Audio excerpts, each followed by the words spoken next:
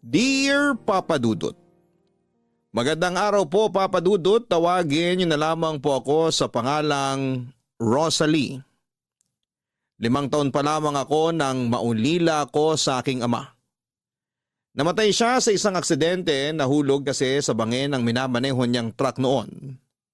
At karumal-dumal ang sinapit niya dahil sa aksidenteng yon. Binayaran naman kami at sinagot lahat ng gastos sa funeral niya. Pero malaking kawalan sa amin noon, ang pagkawala niya. Mula nang mawala siya, kami na lang ni nanay ang naging karamay ng isa't isa. Itinaguyod niya ang pag-aaral ko sa high school kahit mag-isa na lamang siyang naghahanap buhay. At para makatulong ay gumagawa ako ng yema at nagluluto ng mani para ibenta sa school. Kapag wala namang pasok ay tumutulong ako kay nanay sa pagbebenta ng kakanin at mga tinahin niyang basahan sa bangketa. Papa Dudut, okay naman po sana ang buhay namin noon ni nanay. Pero may isang pangyayari po na naging bangungot sa buhay namin. Sabado po noon kaya wala akong pasok sa school. Tumulong ako kay nanay sa pagtitinda. Nagkataon din po na birthday ko ng araw na yon, tapos napansin ni nanay na sira yung ginagamit kong tsinelas. Sabi niya ay bibili lang daw siya sandali pero nagtaka po ako nang matagalan siyang makabalik kaya hindi ko naiwasang mag-alala sa kanya. Hanggang sa inabot na po yun ng ilang oras. Iniwan ko po muna yung mga paninda namin at ibinilin sa mga kasamahan naming nagtitinda para hanapin si nanay. Kung saan-saan ko siya hinanap noon at nagtanong-tanong na rin ako. Pero walang nakapagsabi sa akin kung nasaan ang nanay ko. Papa Dudut, inabot na po ako ng gabi sa paghahanap kay nanay. Nag-report na rin po ako sa otoridad pero hindi rin naman po agad-agad nahanap ang nanay ko. Hanggang sa umabot na yon ng araw, buwan at ang pinakamasakit pa po noon. Hindi ko akalaing aabot pa ng taon ang paghahanap ko sa kanya.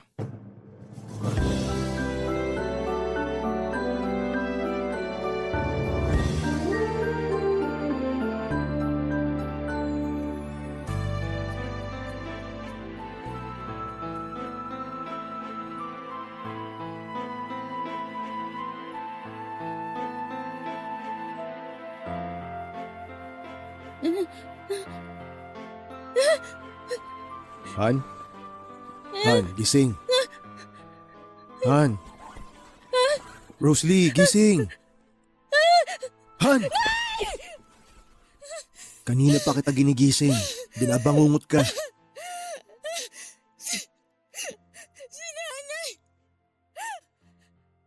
Napanaginipan ko na naman siya. Patay na raw si nanay.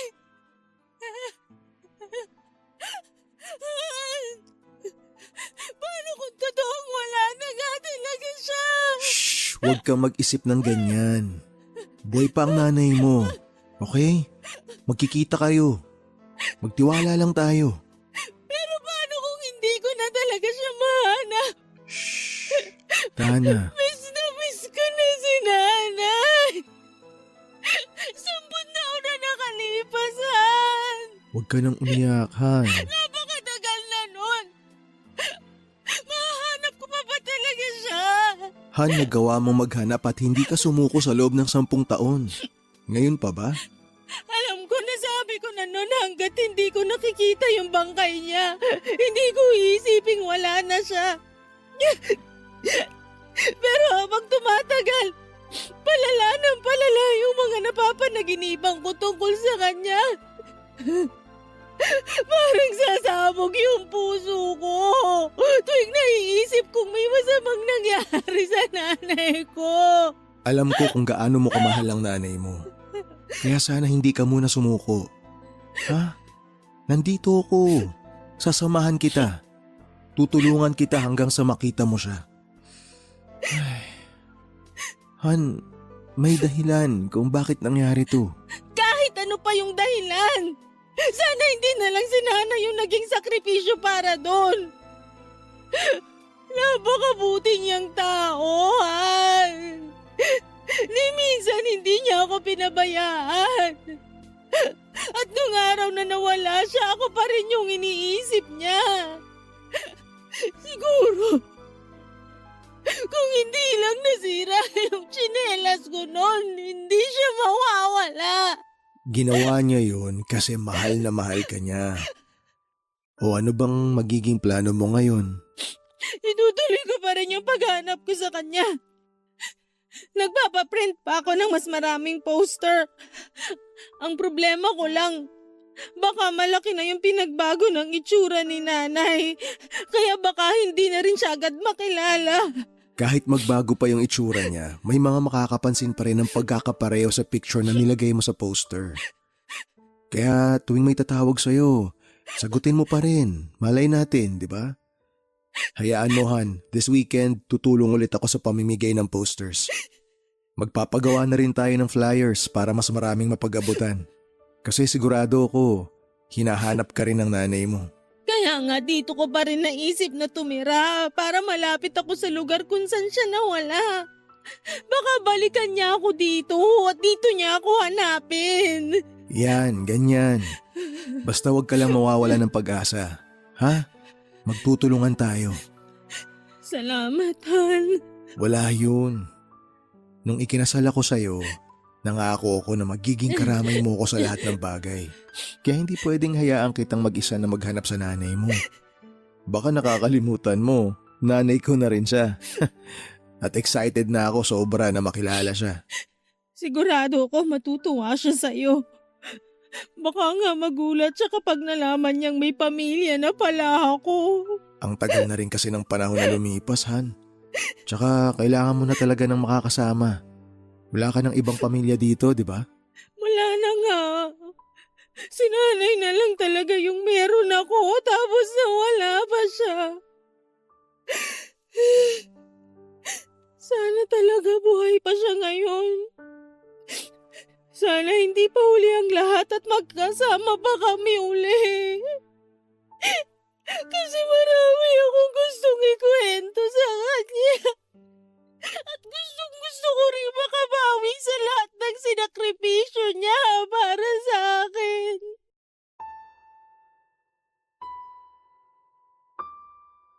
Papadudot 15 anyos pa lang ako nung nawala si nanay. At nung mag-isa na lamang ako sa buhay, kinailangan ko maghanap buhay para maituloy ang pag-aaral ko. Habang patuloy pa rin sa paghahanap sa kanya, pero dahil minor de edad pa ako ay nahirapan akong makahanap ng matinong trabaho.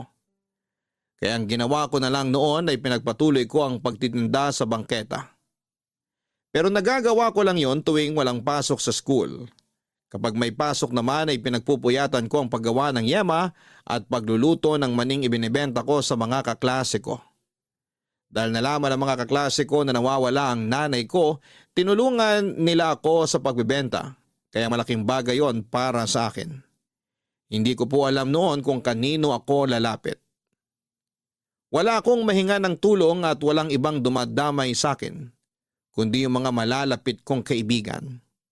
Pero tulad ko ay wala rin silang magawa para mas mapabilis ang paghahanap kay nanay. Noong panahong yun kasi papadudot ay wala pang Facebook o kahit na anong social media platforms na magagamit ko sana para mapabilis ang paghahanap sa nanay ko. Noong graduation ko nung high school ay hindi sana ako aakyat ng stage dahil wala akong kasamang magulang, pero sinamahan ako ng advisor ko. Iyak ako ng iyak noon habang pababa ng stage dahil hinahanap ko sa mga taong nandun si nanay. Nagbaka sakali ako na magpapakita siya pero bigo pa rin ako noon, papadudot. Laking pasasalamat ko na lamang na noong nakapag-asawa ako ay napunta ako sa matinong lalaki. Napakabait ni Ronel. Ipinakita niya sa akin kung gaano siya karesponsable sa dalawa naming anak. Bukod sa kanya ay naging kasundo ko rin yung kapitbahay naming si Aling Chayo. Naikwento ko sa kanya yung tungkol sa nanay ko kaya sinabi niya na pwede ko naman daw siyang ituring na nanay kahit na hindi naman kami magkadugo. Kalauna naging nanay na rin ang tawag ko sa kanya. Malaki ang parte niya sa 10 taon ang paghahanap ko sa nanay ko. Hindi naman ako araw-araw naghahanap. Naghihintay lamang kami ng tatawag sa number ko na nakalagay sa mga posters na idinidikit namin sa pampublikong lugar. Pero hindi ko akalaing aabot pala ng ganon katagal ang paghahanap ko.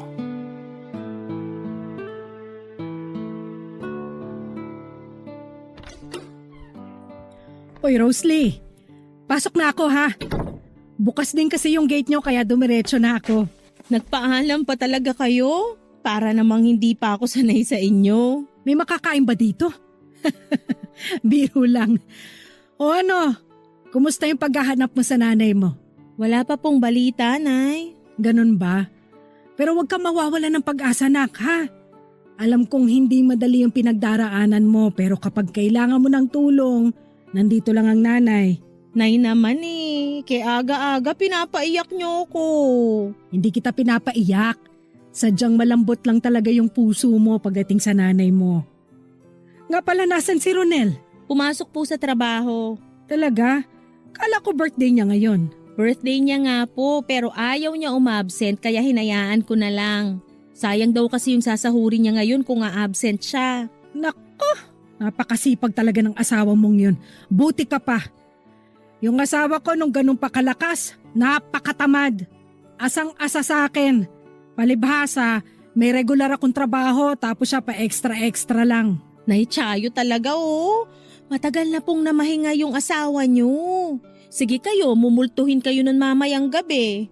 Tapos bigla kayong yayakapin habang natutulog. Ay nako, kahit multo niya hindi makakalapit sa akin. Ay, buti na lang talaga, hindi kami nagkaanak. Bakit naman po? Ayaw niyo po yun? May kasama sana kayo ngayon kung sakaling nagkaanak kayo. Ayoko magpalaki ng anak nang walang tumatayong ama. Kahit buhay pa yung asawa ko ngayon, hindi rin naman siya mararamdaman ng anak ko eh. Hindi niya kaya maging responsable. Kaya ayos na sa akin na ikaw yung anak-anakan ko. Kayong dalawa ni Ronel. Ang bait niyo po talaga, Nay. Kaya ang gaan-gaan talaga ng loob ko sa inyo kahit bago pa lang kami rito eh. Ewan ko ba? Parang nakikita ko kasi sa'yo yung sarili ko nung ganyang edad pa ako. Ay, alam niyo po ba? Sinabi rin po yan sa akin ni Nanay nung magkasama pa kami. Siguro kapag nahanap ko na siya, magkakasundo talaga kayo. Hindi naman ako duda dyan, nak. Kung ikaw nga nakasundo ko eh. Siyempre kung ano ang puno, yun ang bunga. Kaya sigurado akong mabait talaga yung nanay mo. Kahit sa kwento ko pa lang siya nakilala. Pareho rin po kayong mahilig sa halaman. May green thumb po si Nanay. Kahit anong itanim niya nabubuhay. Nagtataka nga po ako dati kung paano niya nagagawang buhayin yung pinutol na sanga ng halaman. Samantalang ako, kulang na lang orasyonan ko yung tinatanim ko pero nabubulok lang po sa kadidilig ko. Ganyan ka sana palagi, nak. Po? Yung nakangiti ka. Gaya niyan. Nitong mga nakaraang araw kasi kitang-kita ko sa mga mata mo kung gaano ka kalungkot. Nagsimula na naman po kasi yung mga bangungot ko kaya nagkakaganon ako. Huwag mo nang masyadong isipin yung mga bangungot na yun. Hindi naman totoo yun eh. Sana nga po, Nay. Saan ka nga pala mamimigay ng flyer sa Sabado? Hindi ko pa po alam. Inaayos ko pa po kasi yung schedule namin ni Ronel. Gusto raw niya po kasing sumama. Ako pwede ba akong sumama? Oo naman po. Pero pwede po bang sa susunod na lang? Mas kailangan ko po sana yung tulong niyo sa anak namin eh. Wala po kasi kaming mapag-iwanan. Sus, yun lang ba? Walang problema. Kung saan ako makakatulong sa inyo, dun ako.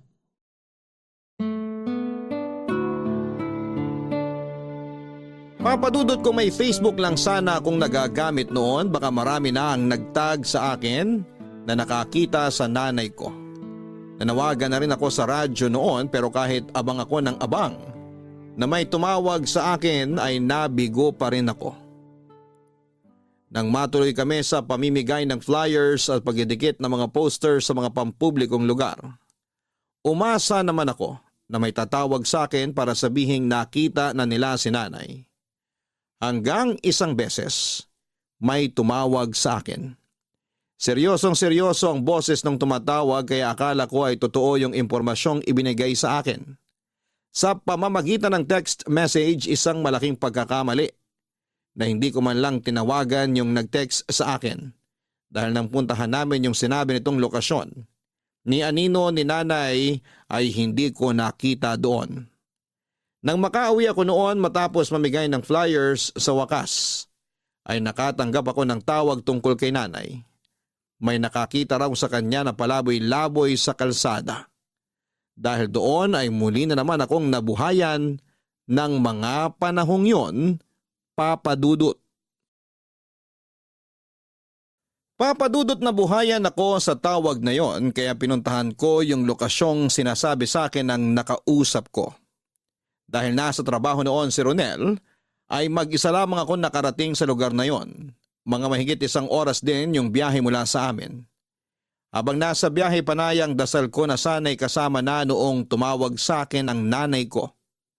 Pero nang makarating po ako sa lokasyong sinabi ng caller, para akong pinagsakluban ng langit at lupa nang hindi ko na makita roon si Nanay. Sinigurado naman sa akin ng caller na doon lang daw huling nakita si Nanay at mga ilang araw na ring doong natutulog. Kahit na malaki ang posibilidad na niloloko lamang ako ng kausap ko, para kay Nanay ay naniwala ako. Hindi ko kasi noon kayang palampasin ang kahit na anong impormasyong maaaring makapagturo sa nanay ko kung nasaan siya. Ganon po ako kadesperadong mahanap siya noong time na yon. Hanggang sa hindi ko namamalayan. Ilang taon naman pala ang nakalipas nang hindi ko pa rin siya nakakasama. At sa loob ng nadagdag na 5 taon sa paghahanap ko, mas lalong tumindi ang pangungulila ko sa isang ina, Papa Dudut. May tumawag na naman sa akin. Sabi niya, nakita na raw niya si Nanay. Teka, sigurado bang nanay mo yung nakita niya? Naitanong man lang ba niya kung ano pangalan? Hindi. Hindi raw kasi makausap ng matino kasi mukhang may sakit na sa pag-iisip. Pero sabi nung nakausap ko, kamukhang kamukha raw nung nasa poster yung matandang inabutan niya ng pagkain. Han, paano kung yun na nga si Nanay? Han, kung nanay mo nga yun, hindi ba dapat hindi tayo mag-aksaya ng oras? Puntahan na natin. Pero may problema eh.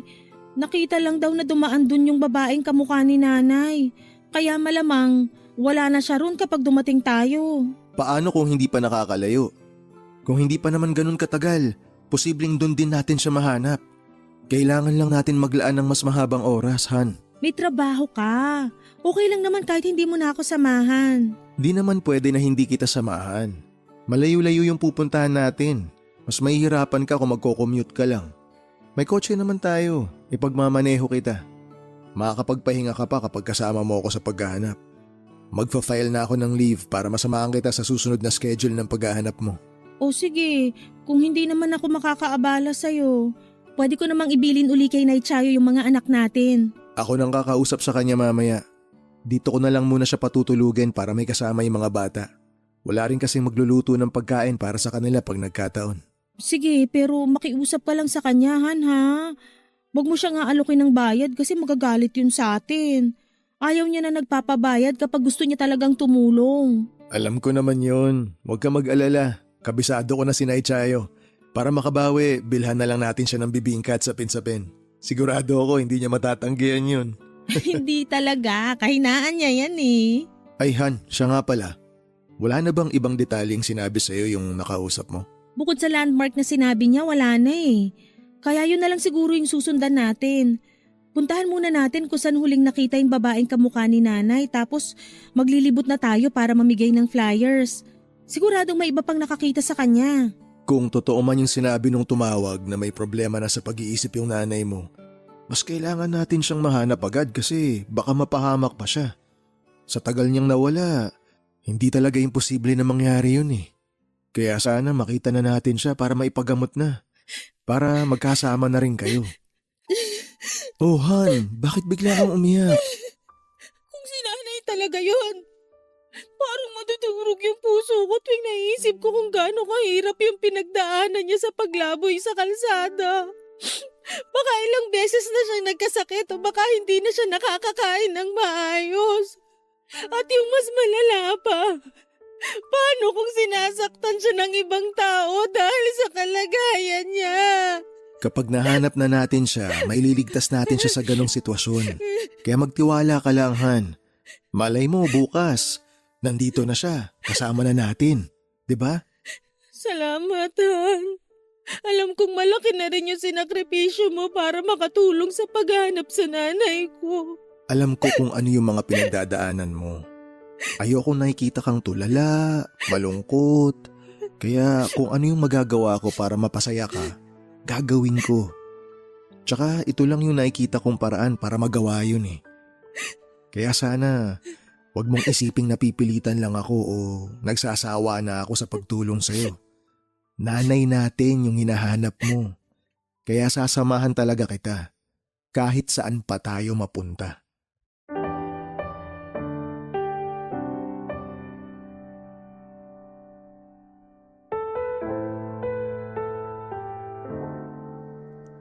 Papadudot kahit pasuko na ako noon sa paghahanap kay nanay ay muli akong nabuhayan dahil sa mga sinabi ni Ronel. Napakalaking tulong niya po sa akin.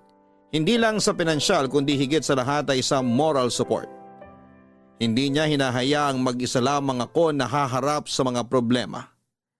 Sabi niya damay na raw siya roon kaya sasamahan niya ako hanggang sa makita namin si nanay.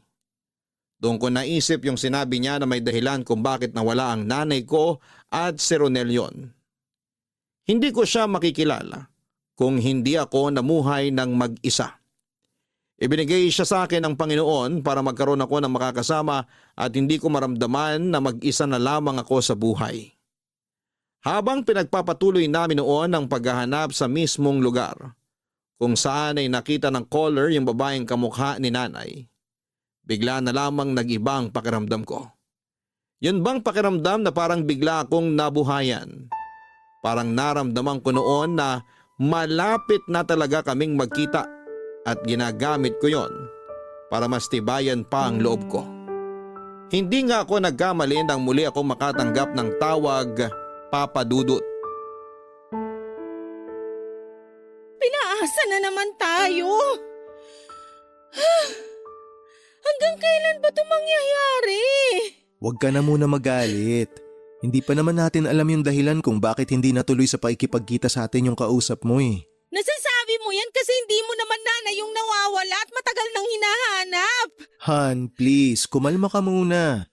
Alam kong mahirap to para sa'yo pero kailangan muna nating malaman kung bakit hindi nagpakita sa atin yung tao. Hindi mo kasi naiintindihan eh. Awang-awa na ako sa nanay ko at gustong-gusto ko na siyang makita. Tapos may mga tao pa talaga na nagagawang paglaruan ako. Wala ba silang puso? Asang-asa ako nakasama na nung tao si nanay. Pero ano? Wala na naman tayong inabutan sa lugar na sinabi niya. Niloloko lang tayo. Sana hindi na lang tayo pumunta. Kung hindi tayo pumunta, paano kung totoo pala nakasama niya yung nanay mo? Ikaw na mismo nagsabi, Han. Hindi tayo pwedeng magsayang ng impormasyong binibigay sa atin. Kung mabiguman tayo o maloko, parte ng proseso yun. Mas masama kung hindi natin pinuntahan tapos nasayang yung pagkakataon na makita mo yung nanay mo. 'Di ba? Pero bakit ba lagi na lang tong nangyayari? Mararamdaman ko na parang malapit na kaming magkita tapos bigla na namang mawawala yung pag-asang yun tuwing nabibigo tayo. Alam mo ba yung pakiramdam na para na akong mababaliw kakaisip kay nanay? Minsan nga namamalikmata na ako eh. Akala ko siya yung nakikita ko pero kapag tinitigan ko na, hindi naman pala. Naiintindihan ko na na-frustrate ka ngayon. Pero malapit na tayo eh. Malapit na natin siyang makita. Mas may pag-asa na nga ngayon kesa noon. Ngayon pa ba tayo sa suko? Hindi naman ako susuko eh. Naiinis lang ako sa nangyayari. Normal lang na mainis. Pero sana hindi mas mangibabaw yung init ng ulo mo sa ganitong sitwasyon. Han, eto sasabihin ko sa'yo para handa yung kalooban mo. Baka mas maraming beses pa tayong mabigo. Sigurado sa dami ng tumatawag sa number na nilagay natin sa mga poster at flyer, marami tayong hindi mapupuntahan. Gusto ko munang magpahinga. Sige, mas mabuti pa nga na magpahinga ka na muna. Oh, okay ka lang? Nasusuka ako! Ano ba kasi ang amoy na yon? Parang may nagpiprito ng tuyo sa kapitbahay. Ang baho! Hindi ka ba nababawan?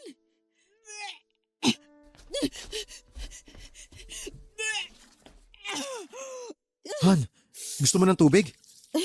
Oo, please. May nakain ka ba kanina kaya ka nagkakaganyan? Binabay lang namang kinain ko. Ay, Ay, eto, uminom ka muna. ay, Nahihilo ko. Han, dinatnan ka na ba? Ha? Hindi pa. Hindi ko na rin kasi napapansin yung date sa sobrang busy ko sa paghanap kay nanay. Naisip ko lang, hindi kaya buntis ka? Hindi ko alam, pero... Baka kailangan muna nating magpa-check up. Mas mabuti na kung makasiguro tayo. Baka kasi makasama sa iyo yung stress at pagod na ginagawa natin kaya kailangan na nating malaman habang maaga pa. Okay. Pwede naman bukas. Pero paano yung lakad natin? Pwede naman nating ipagpaliban muna yun. Paano kung totoong buntis nga ako? At kagaya ng dati, maselan uli. Kung magiging maselan ulit yung pagbubuntis mo, kakailanganin mo na muna magpahinga. Hindi ka na pwedeng bumiyahe-biyahe. Si nanay, paano? Ako na munang bahala maghanap sa kanya kung sakali. Huwag mo na masyadong isipin yun. Okay? Hindi naman yun magiging problema sa atin eh. Kaya sige na, magpahinga ka na muna.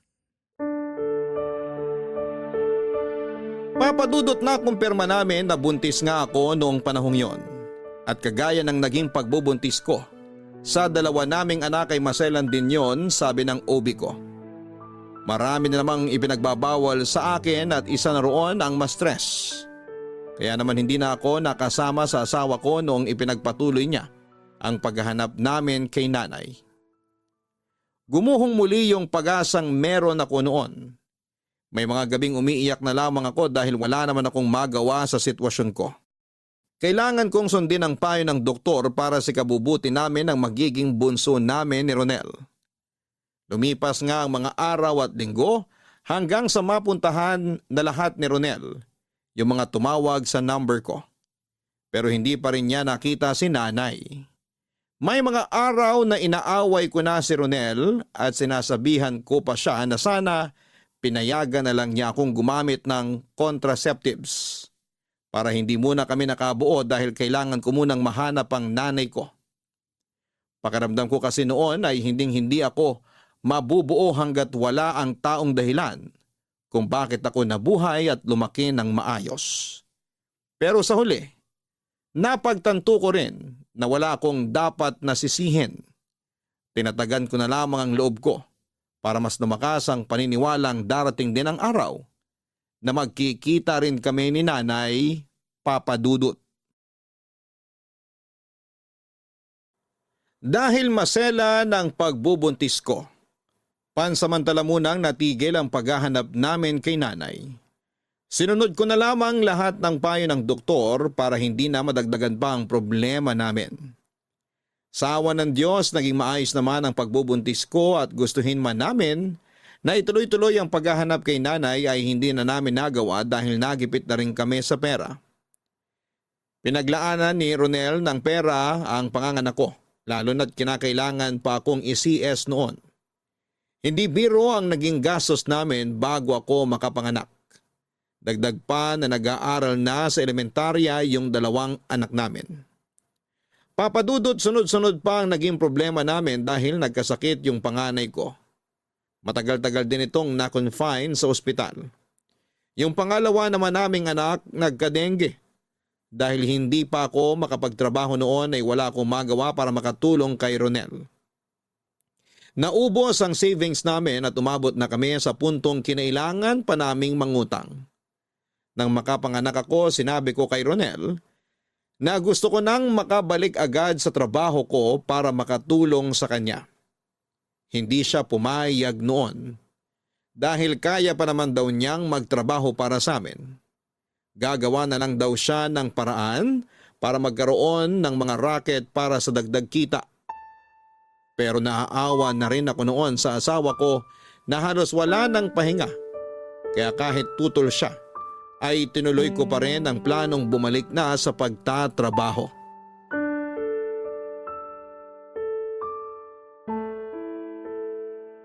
Han, ano to?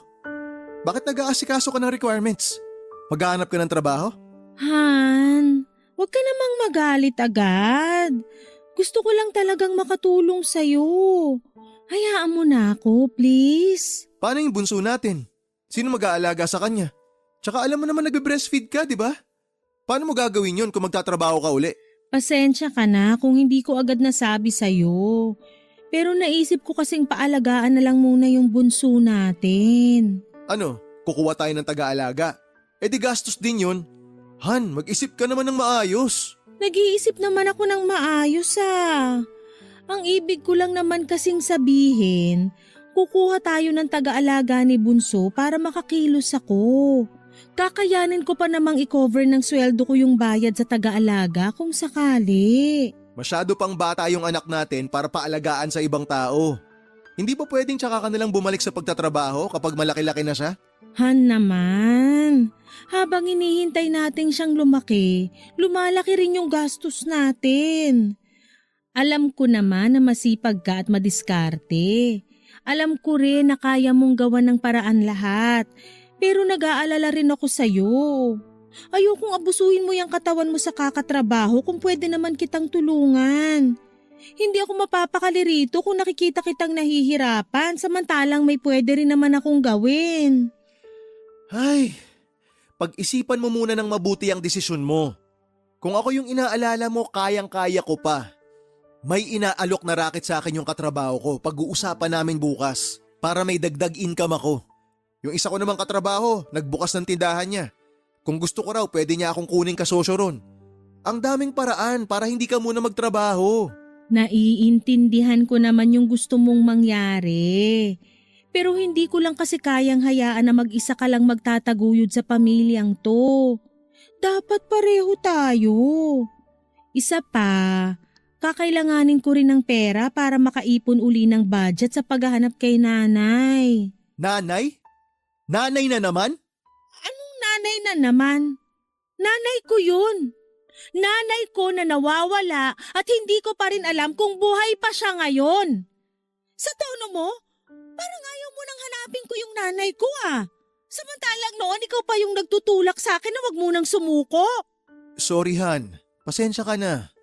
Naisip ko lang kasi na baka pwedeng tsaka na natin ituloy yung paghahanap sa kanya kapag nakaluwag-luwag na tayo. Kaya nga gusto kong magtrabaho, di ba? Para mas mabilis tayong makaluwag-luwag sa mga gastusin.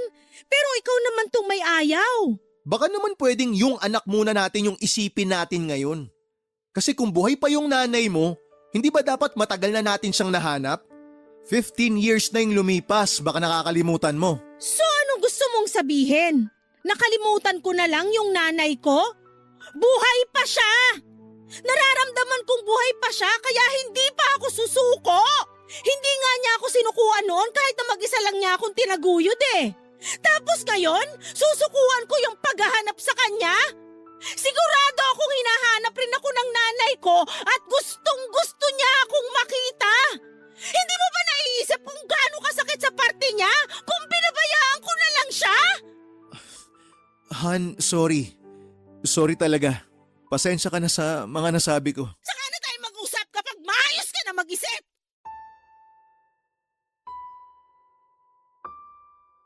Papadudot ilang araw kong hindi kinausap noon si Ronel dahil hindi ko talaga nagustuhan ang mga sinabi niya.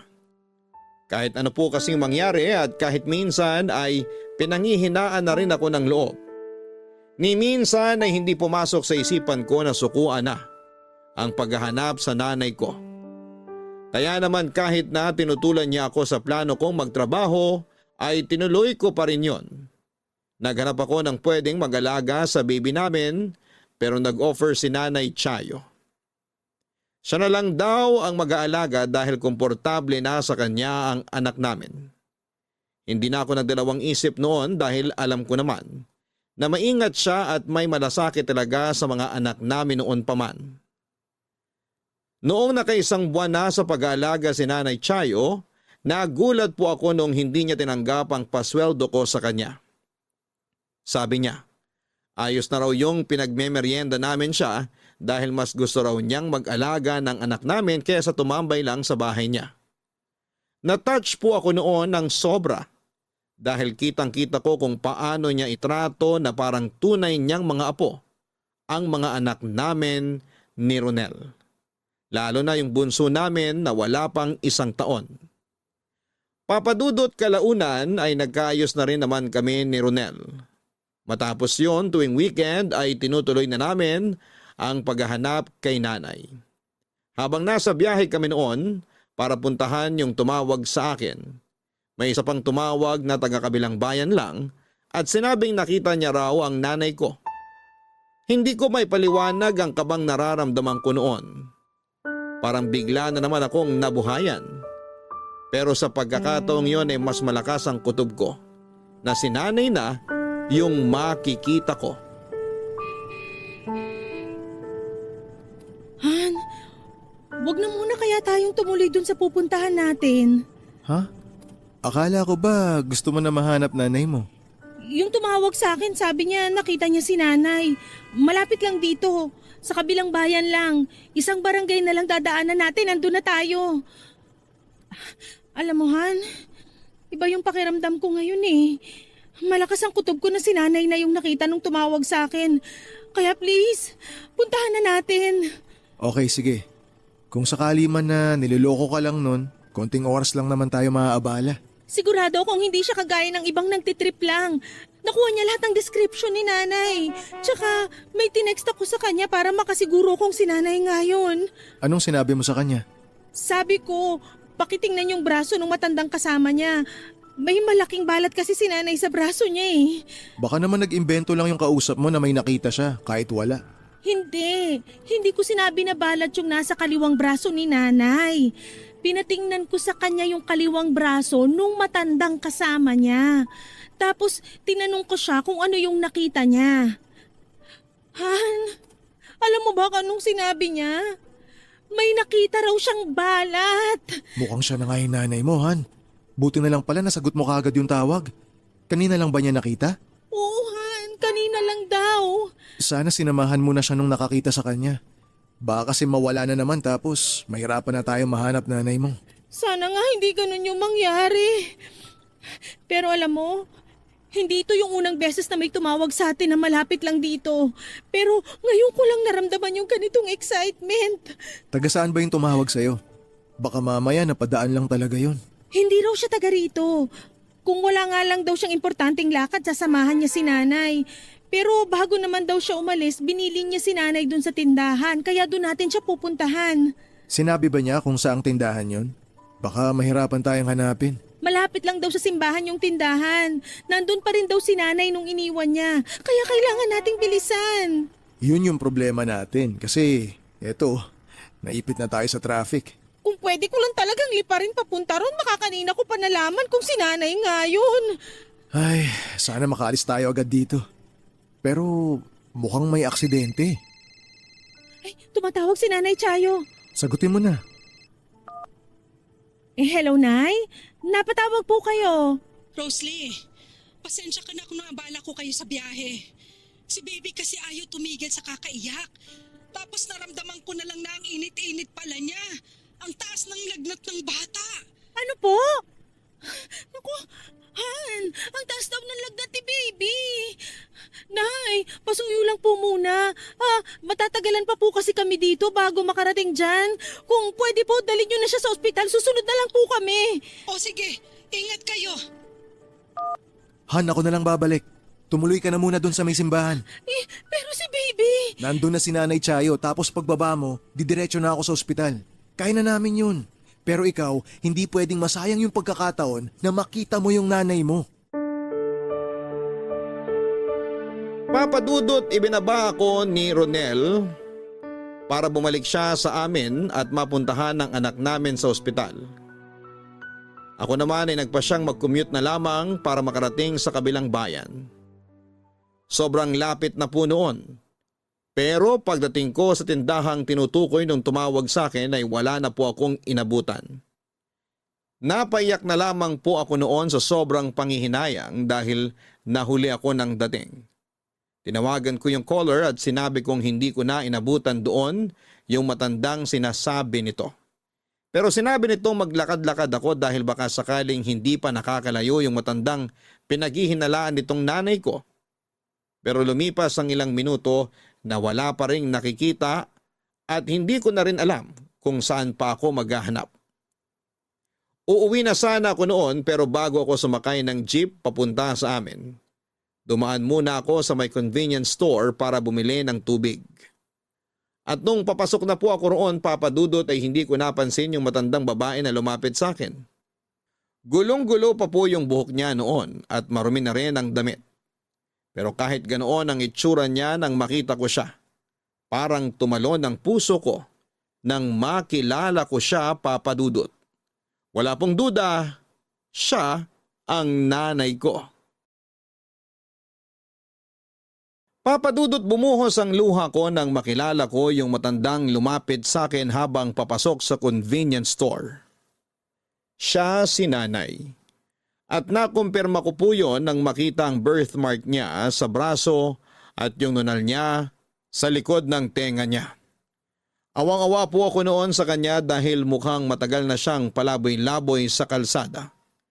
May pasa at mga galos din siya sa magkabilang braso. Bukod pa roon yung bukol niya sa noon na parang tinamaan ng bato. Ang masakit pa roon ay hindi na niya ako makilala dahil parang may problema na siya sa pag-iisip. Kinausap ko si nanay para sabihing isasama ko siya. Hindi naman po siya naging bayolente o nagpumiglas noong yakapin ko siya noong time na yon. Nagtataka lamang po siya kung bakit ko siya niyayakap. Binilhan ko na rin siya ng pagkain dahil sabi niya ay hindi pa raw siya kumakain. Noong pasakay na po kami ng jeep ay nagulat na lamang po ako nang lumapit sa akin yung isang babae na parang kaedad ko lang. Nagalit siya nung nakitang kasama ko si nanay. Sabi niya, nanay niya raw yon. Napaiyak na lang po ako habang nagpapaliwanag kasi sigurado po ako na nanay ko yung kasama ko. Ipinakita ko doon sa babae yung mga lumang picture ni nanay. Dalawa pa kami sa picture dahil graduation ko po yon nung elementary pa lamang ako. Sinabi ko rin yung mga palatandaan ko kaya ako nasabing si nanay yon. Papadudot doon na po sinabi ng babae na sila raw po pala yung kumupkop kay nanay nung nakita nilang palaboy-laboy sa kalsada. Pero bukod pa roon, may nalaman ako na dumurog sa puso ko.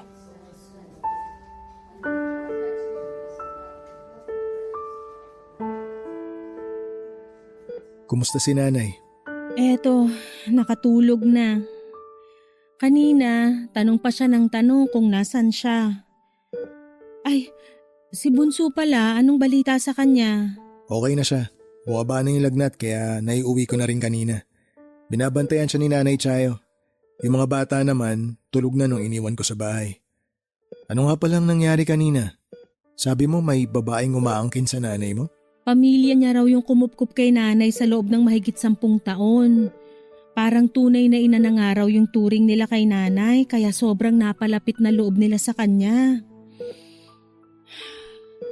Pero grabe yung pinagdaanan niya bago pa man may kumupkup sa kanya, Han. Bakit? Ano bang nangyari? Hinala raw nila. Mga sindikato yung kumuha kay nanay. Puro galos at mga pasaraw si nanay nung makita nila. At ang malala pa, mukhang ginahasa rin siya. Bakit kailangan pagdaanan ni nanay lahat yun? Hindi ba nag-report sa mga pulis yung kumupkup sa kanya? Hindi na raw kasi babiyahe na sila nun papuntang Ilocos. Naawa naman sila na basta na lang nila iwan si nanay kaya sinama na lang nila. Nung unang araw na kasama nila si nanay, hindi pa raw siya makausap ng maayos. Matagal bago siya nakapagsalita at nakwento niya na may mga lalaking kumuha sa kanya nung araw na nawala siya. Awak-awa sila sa nanay ko nung araw na yun. Hindi ba nasabi ng nanay mo yung pangalan mo sa kanila? Wala raw sinasabi si nanay nun kundi anak lang. Wala raw binabanggit na pangalan kaya hindi nila alam kung paano ibabalik si nanay sa pamilya niya. Hindi rin siya marunong sumulat at bumasa. Pagbibilang lang yung kaya niyang gawin kaya hindi rin niya maisip-isip yung buong pangalan ko. Tapos ayun, naisip nila na kupkupin na lang si nanay kasi wala na silang mga magulang.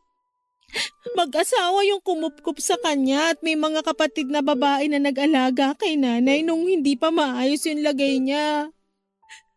Pina-check up daw nila si nanay at pinagamot. Tapos hindi na nila hinanap yung kamag-anak niya kasi mas gusto na raw nilang dun na si nanay sa kanila. Ano? Maling-mali naman yung ginawa nilang yun. Ang tagal mo naganap sa nanay mo. Ang tagal mong nangulila sa kanya. Humingi naman sila ng tawad sa hindi nila paghahanap ng kamag-anak ni nanay kahit nakabalik na sila dito. Nung 1 linggo pa lang siya sa kanila, napansin daw nila na parang wala sa katinuan si nanay.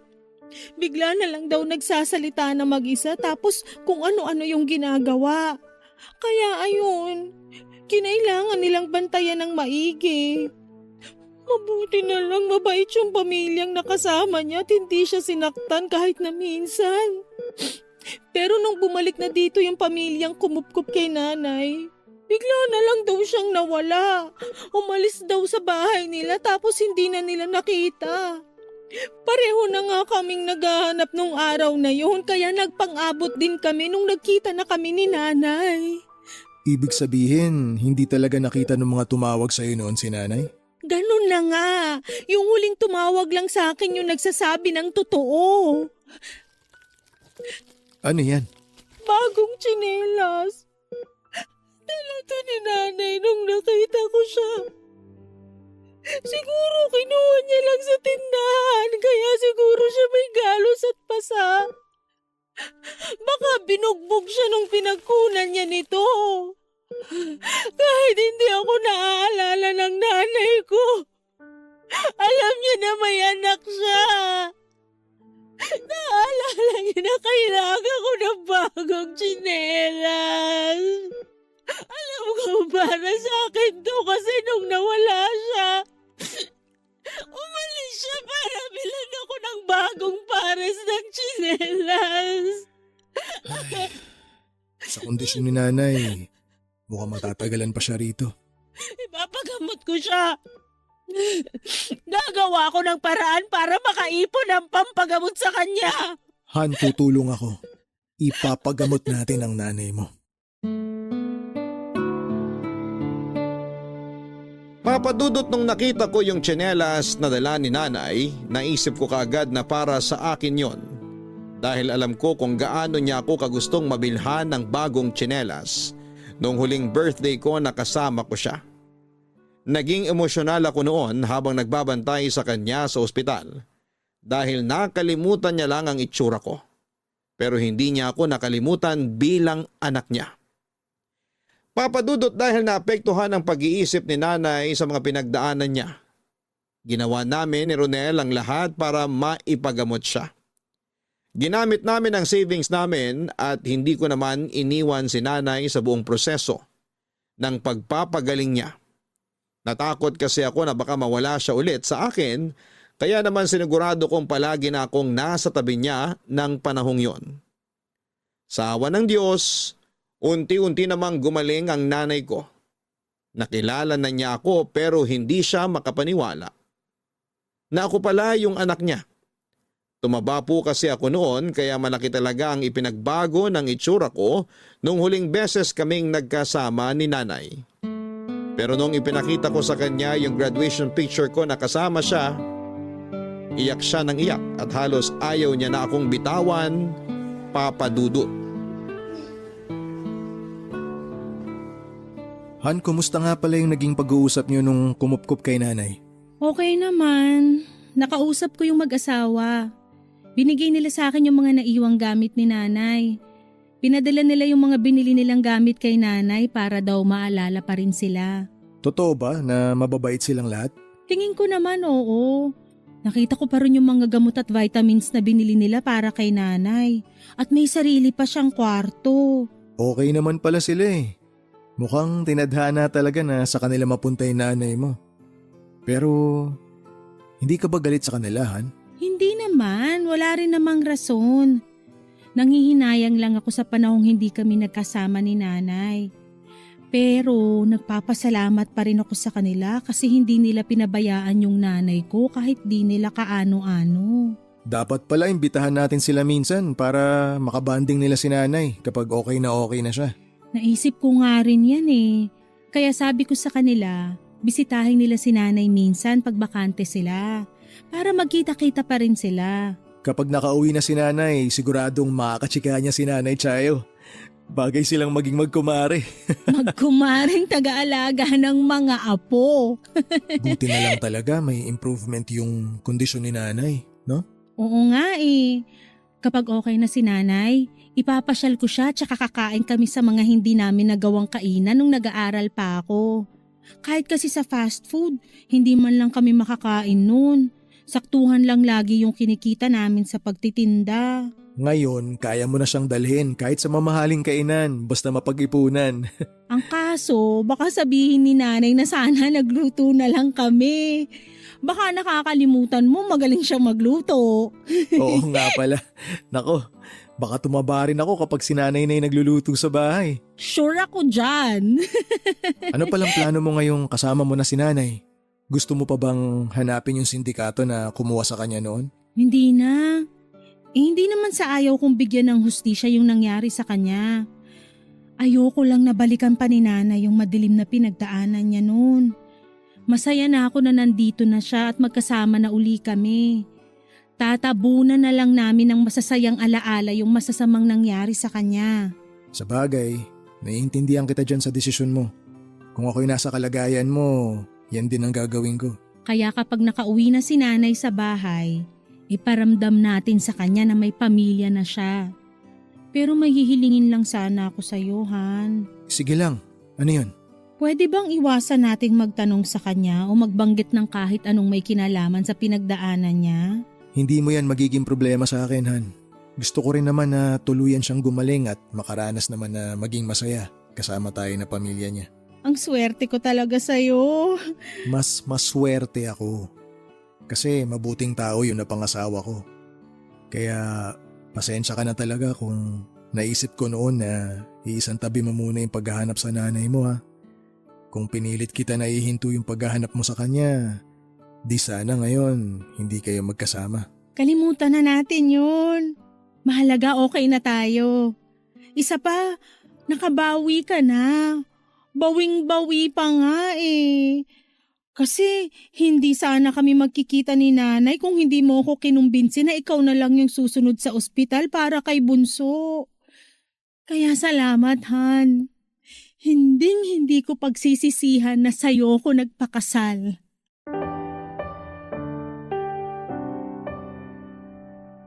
Papadudot ng tuluyan ng gumaling si nanay ay nakausap na rin namin siya ng matino.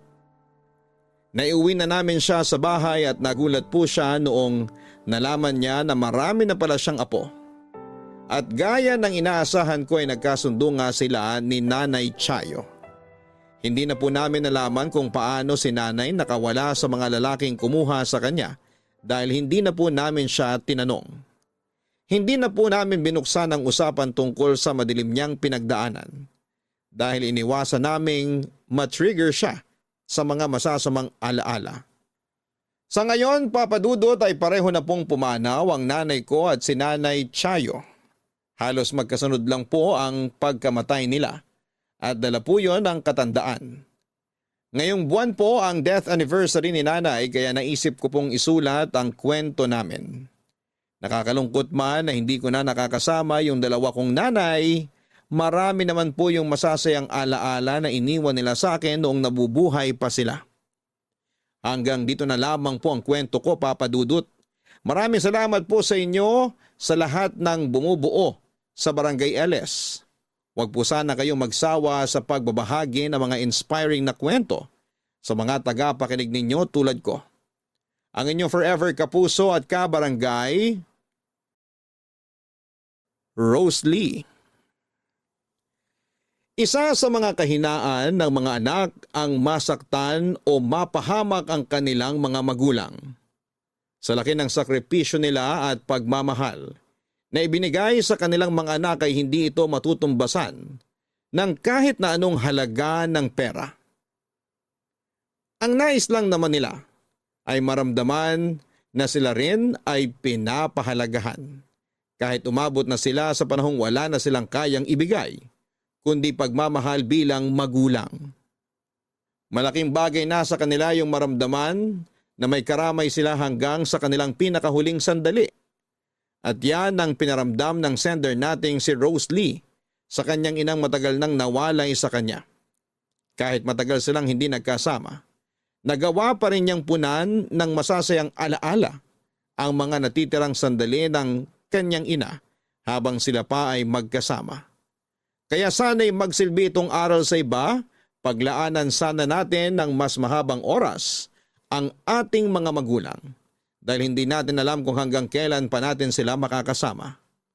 Oras lang ang makapagsasabi, pero habang hindi pa yon nangyayari, kayang-kaya pa nating bumawi at iparamdam yung pagmamahal na maglalagay naman ng ngiti sa kanilang mga labi.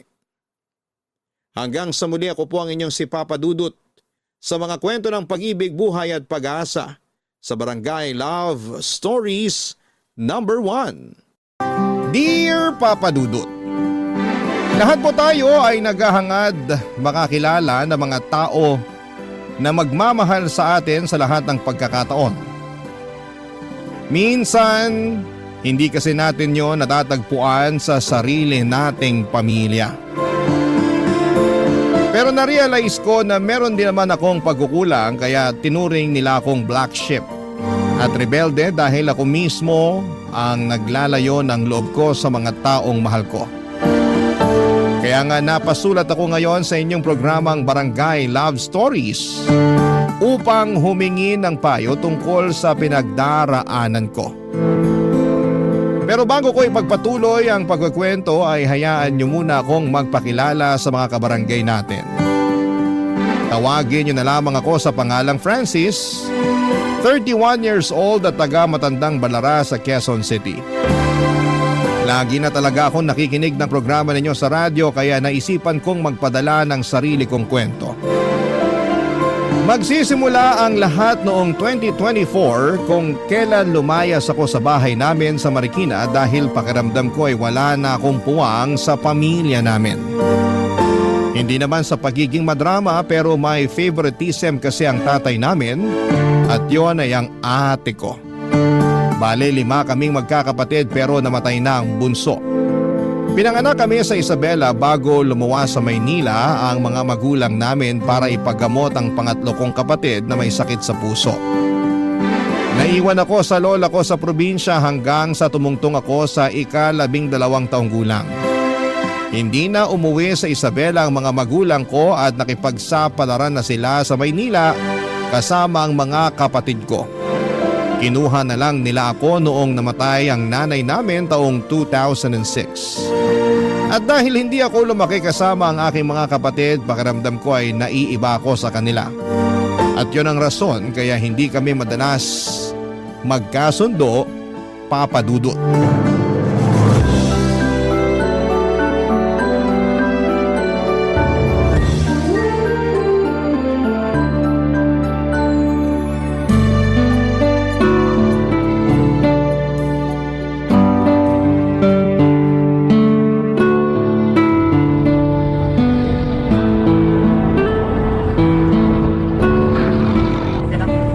Dahil lang sa hindi kayo sama-samang lumaki? Rason na yon para hindi ka nila tratuhing kapatid? Kapatid naman trato nila sa akin, pero palagi pa rin kami nag-aaway. Akala ko normal lang yun kasi mga bata pa naman kami noon. Pero hanggang ngayon pala na tumanda na lang kami, hindi pa rin kami magkasundo. Grabe naman kasi yung ate mo kung umasta. Akala mo kung sinong reyna sa bahay niyo. Oo, tapos lagi rin siya kinakampihan ng tatay namin. Palibhasa, paborito siya. Yan yung mahirap eh. Yung may paborito ang mga magulang. Pero hindi ko naman masisisi si tatay kasi masipag naman si ate at madiskarte sa buhay. Ayoko lang yung palagi niya kaming kinukumpara sa isa't isa. Talaga? Ginagawa niya yun?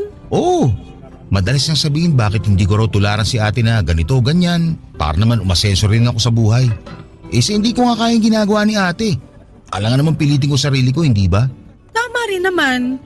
Mahirap yung pinipilit mo sarili mo sa isang bagay na ayaw mo. Hindi lang sa ayaw pero hindi ko rin kasi kaya. Matalino kasi yung ate ko kaya siguro lumaki rin yung ulo. Wala namang tao na ipinanganak na bobo. Talaga? Oo. Baka naman sinasabi mo lang yan para mapagana ang loob ko ha? Ha? Hindi ah. Tsaka bakit ko naman sasabihin yun? Baka kasi naawa ka sa akin. Sa bagay, sa bahay namin laging sinasabi ni tatay na mahina raw ulo ko. Ulpol at walang alam. Na kahit sa edad kong to parang hindi pa raw ako nagmamature. Siyempre, kukumpara na naman niya ako kay ate o sa iba ko pang nakababatang kapatid. Ay, nakakasawa na. Una sa lahat, hindi ko sinabi yon kasi naaawa ko sa'yo. In fact, tingin ko nga sa'yo matalino eh. Kasi alam na alam mo yung ginagawa mo rito sa kainang pinagtatrabahuhan mo. Yung totoo, pag nakikita kita, hindi ko mapigilang humanga sa'yo. Ha? Humanga ka sa akin? Oo! Simple lang naman ang ginagawa ko. Maglinis ng maruming mesa, maglampaso ng sahig, kumuha ng order ng mga tao at mag-serve. Yun lang naman trabaho ko rito. Oo, pero napaka-dedicated mo. Palagi kang nakangiti at hindi ka naiinis kahit maraming customer. Palabati ka rin at palabiro kaya nahahawa mo ng good vibes yung mga tao. Ganun ba? Salamat kasi napansin mo yan. Oo naman, kaya nga lagi na ako ritong kumakain para makita ka. Salamat. Walang anuman. Kaya kung ako sa'yo, wag mong isipin na bobo ka, pulpol o kung ano pang masakit na salita na sinasabi sa'yo ng tatay at ate mo kasi hindi ka ganun.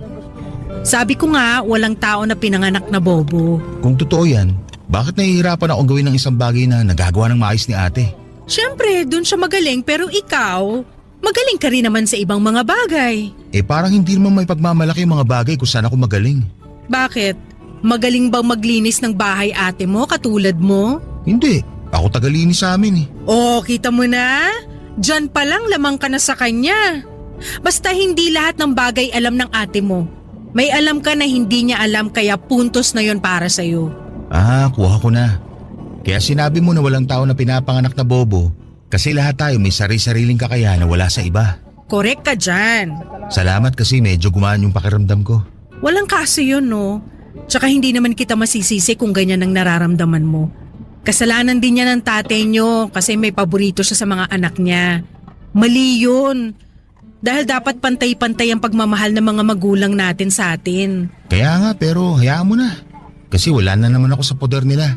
Kahit na malungkot mag-isa masarap din sa pakiramdam kasi hindi nakukurta isip ko. Hindi ko naririnig mga sermon ni tatay. Nakaka-relate ako dyan. Sabihin na lang natin na hindi ako paborito ng nanay ko. May paborito rin nanay mo? Oo, pero bunso naman namin. Special child kasi, pero sama naman ang ugali. Lagi kong nang sinasabihan na kulang-kulang siya. Uy, sobra naman yun. Masyado kasing pabebe, nakakapikon. Kaya parang iwas-warla kami ng nanay ko, ako na yung nag-adjust. Umalis ako sa amin. Siguro mga 26 years old ako noon. Ayun, masaya naman. Tulad mo, naging panatag ang kalooban ko ng husto. Papadudot, regular customer namin si Shirley. Kung i-describe ko siya ay masasabi kong may katabaan siya pero maganda naman at makinis ang balat. Sabi ng iba kong katrabaho ay matagal na raw siyang kumakain sa kainang pinapasukan ko pero lalong dumalas daw noong dumating ako. Ewan. Sa isip-isip ko baka gusto niya ako o ano. Hindi naman sa pagbubuhat ng sariling bangko pero may itsura naman kasi ako. Maala Miguel Tan Felix ang datingan ko. Kaya naman nakailang girlfriend na rin ako pero lahat ay walang nagtatagal. Siguro'y malas lang talaga ako sa pag-ibig pero hindi ko naman yon masyadong dinadamdam. Para sa akin, tuloy ang ikot ng mundo, may karelasyon man o wala. Nagpatuloy ang pagiging malapit namin ni Shirley sa isa't isa hanggang sa umamin siyang nagugustuhan na nga niya ako. Siyempre pakiramdam ko, ako na yung pinakagwapong lalaki sa buong mundo. Kinilig ako pero hindi ko pinahalata, Papa Dudut. Kung tatanungin ninyo ako hindi rin naman mahirap magustuhan si Shirley kasi mabait siya. Malalahanin at malumanay magsalita. Mas matanda lang siya sa akin ng 2 taon at may 3 taong gulang na anak na sa ex-partner niya pero wala namang kaso yon. Aaminin ko na nung nakilala ko siya ay hindi lang ako nagkaroon ng kaibigan kundi nagkaroon din ako ng kakampi. Hindi nagtagal ay niligawan ko siya at naging kami, Papa Dudut. Tapos ewan ko ba kung ano ang sumapi sa akin kasi pinakilala ko siya sa tatay at mga kapatid ko 2 buwan matapos kong lumayas sa bahay namin. Bagay na sana ay hindi ko na lang pala ginawa dahil sa naging resulta, Papa Dudut.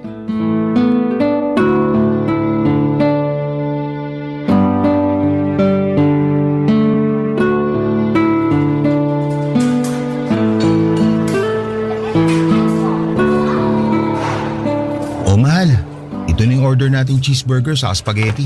Salamat, mahal. Sakto, nagkikrave ako dyan. Dito ako sa tapat mo uupo para magkaharap tayo. Yan, grabe. Nakaupo na rin. Nangawit binti ko doon sa pila. Tagal umusad eh. Ewan ko ba kung bakit parang naging mabagal ang service nila rito. Kaya nga fast food tapos napakabagal naman. Kulang yata sila sa tao kaya ganun. Sana mag-improve na sila kasi 2024 na. Kung hindi sila magbabago, mapag-iiwanan sila.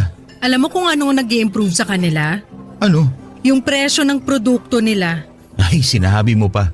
Habang tumatagal, mas nagmamahal tapos kumakaunti naman yung serving. Nakakaewan. Buti pa, wag na natin problemahin yon. Kain na lang tayo. Gutom na ako eh. Mabuti pa nga. Kanina ko pag gustong kainin tong burger eh. Tara, kain na tayo. Sige lang. Grabe, amoy pa lang. Nakakasatisfy na. Oo nga. Nagustuhan ko rin tong spaghetti nila. Nung nakaraang araw kasi, ang tabang na hindi ko maintindihan. Talaga? Baka malas ka lang. Baka nga. Maiba tayo, mahal. Grabe tumingin na ate mo sa akin kanina nung sinama mo ko sa bahay niyo. Parang hinusgahan na niya ang buong pagkatao ko nung pinakilala mo kong jowa. Nakakaloka. Ah, yun ba? Pasensya ka na sa ate ko. Kilala kasi yun sa amin na laging matalim kung tumingin. Pero napansin ko nga na grabe siya makatingin nung sinabi ko may anak ka na. Alam ko iniisip nun. Napakawala akong babae. Na malandi ako Huwag kasi... mo sabihin yan dahil hindi totoo yan. Hindi ka pa kawalang babae o malandi. Hindi mo naman kasalanan na hindi kayo naging maayos tong tatay ng anak mo eh. Saka mabuti nga hindi mo pinabayaan yung anak mo. Kumpara naman sa iba dyan na iniiwan na lang sa mga magulang at pinapaalaga yung anak nila para makapagbuhay dalaga sila. Hindi ko gagawin sa anak ko yun. Bukod sa hindi rin naman kami magkasundo ng nanay ko. Sa bagay. Pero yan nga, napatunayan ko na mukhang hindi rin kami magkakasundo ng ate mo. Kaya nga, mali rin yata yung desisyon ko na isama ka sa bahay para ipakilala sa kanila.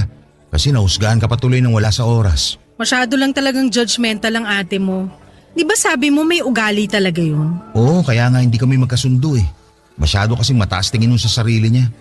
Nakakalungkot lang kasi gusto lang naman kita mapakilala sa kanila. Gets ko naman pero siguro ayos na yung isang beses na dinala mo ko sa inyo.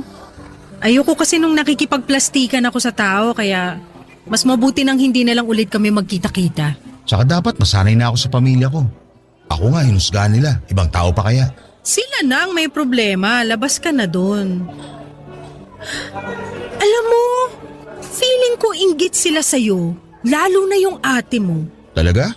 Bakit naman? Kasi sabi mo nga hanggang ngayon, responsibilidad niya pa rin yung tatay niyo tsaka pamilya niyo. Eh ikaw, sa'yo lang ang sweldo mo tapos malaya ka pang nagagawa yung gusto mo. Akin nga lang yung sweldo ko pero lagi pa rin ako nasasaid. Lalo na pagbayar ng nirerentahan kong kwarto. Hindi na nga kagandahan, mahal pa ang upa. Wala na talagang mura sa mundo.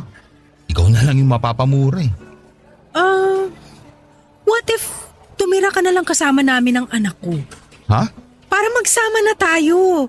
Tapos makakatipid ka pa sa upa kasi share na tayo sa bahay. Sige na, pumayag ka na. Uso na rin naman yung nagli-live-in ngayon, tsaka para lagi tayong magkasama. Siguro, sabik na sabik ka sa akin lagi, no? Paano mo nalaman? Siyempre, ikaw unang umamin na gusto mo na ako tapos ngayon niyayaya mo na ako makipag-live-in sa'yo. Magpapabebe pa ba ako sa edad kong to? Tsaka, akala ko halata mo na na-crush kita eh. Kaya nga lagi akong kumakain doon sa pinagtatrabahuhan mong kainan para makita kita eh. Sa totoo lang, matagal ko naman ang napuna na kursunada mo ako. Ayoko lang pangunahan ka. Baka kasi isipin mo masyado akong filingero. Ewan ko sa'yo, pero sige na. Pumayag ka ng tumira sa inuupahan ko para lagi na tayong makapag-ano. Anong ano? Alam mo na yun.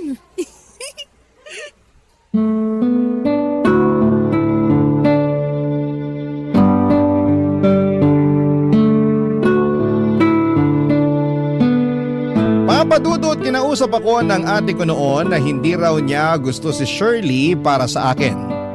Noong tanungin ko kung bakit ay hindi naman siya nakaime kaya inisip ko na lamang na baka naiinggit lang siya sa akin dahil wala pa siyang jowa. Samantalang ako ay in a relationship na. Tama. Ganon nga ang dahilan kaya hindi rin niya masyadong wini-welcome sa bahay namin ang girlfriend ko.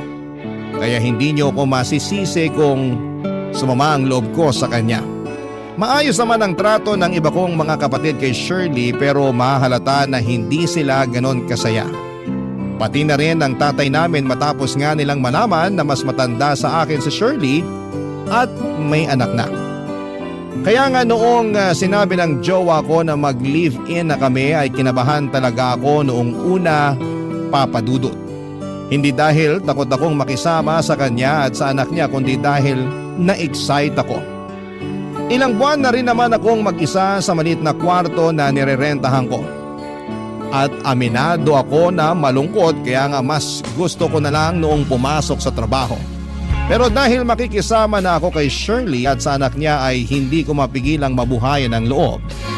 At maging masaya dahil sa wakas ay magkakaroon na ako ng instant na pamilya, papadudot. Barangay Love Stories. Barangay Love Stories. Papadudot, nagtatrabaho sa opisina si Shirley at kumikita naman ng disente. Nung hindi pa ako lumilipat sa apartment na nirerentahan niya ay kasama niya roon ang pinsan niyang babae na binabayaran niya para magbantay at mag-alaga sa anak niya. Pero nagpaalam na ito sa kanya na uuwi na sa kanila sa Baguio para mag-aral kaya namroblema si Shirley kung sino ang magbabantay sa kanyang anak.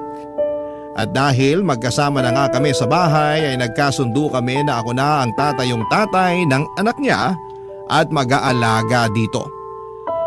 Para magawa yon ay nag-resign ako sa pinagtatrabahuan ko nang magampanan ang tungkulin ko bilang tatay sa anak ni Shirley na itinuring ko na ring parang tunay na anak. Nagkasundo kami ng jowa ko na siya na ang bahala sa lahat ng mga gastusin namin basta alagaan at bantayan ko lang ang anak niya. At kahit na wala naman akong karanasan sa pag-aalaga ng bata ay pumayag pa rin ako sa gustong mangyari ng kinakasama ko. Kaso ang hirap palang mag-alaga ng bata. Hindi biro dahil mas nakakapagod pa yon kesa sa dati kong trabaho, papadudot.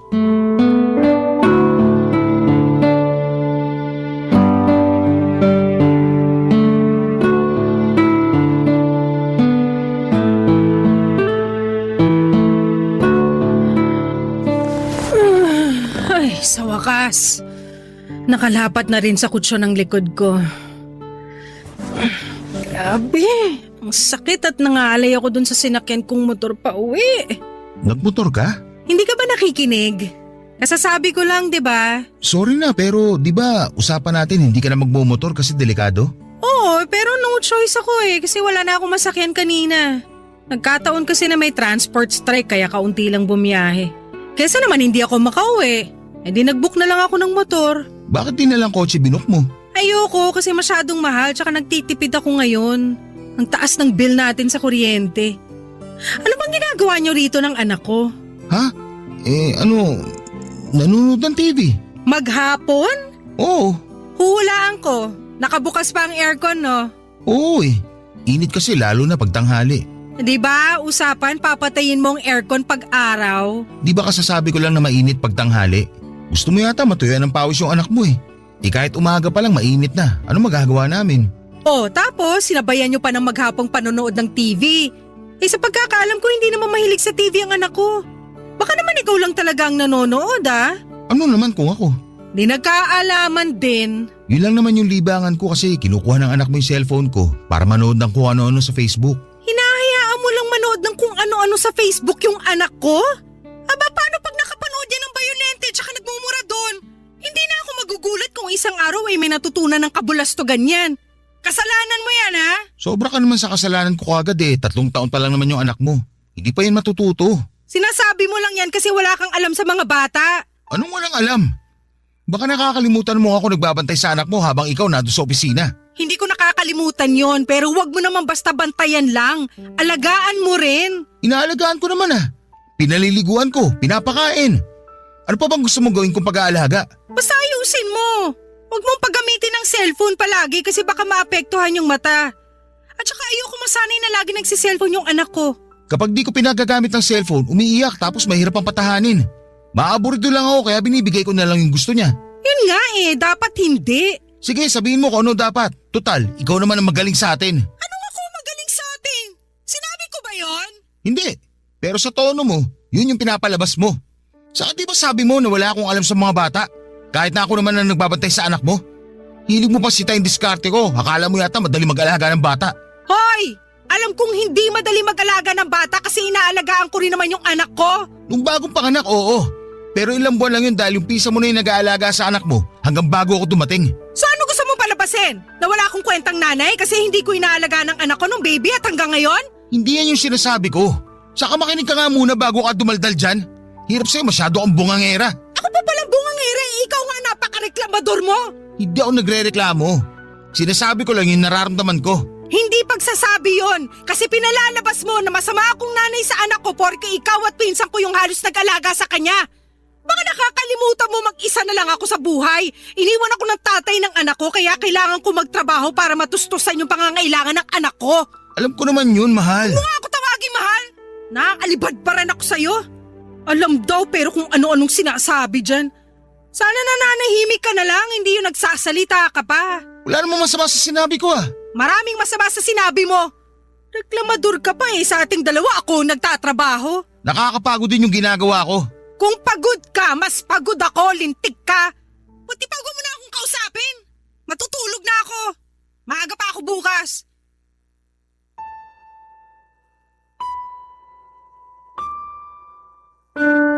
Papadudot aaminin kong nasaktan ako sa mga sinabi ni Shirley sa akin.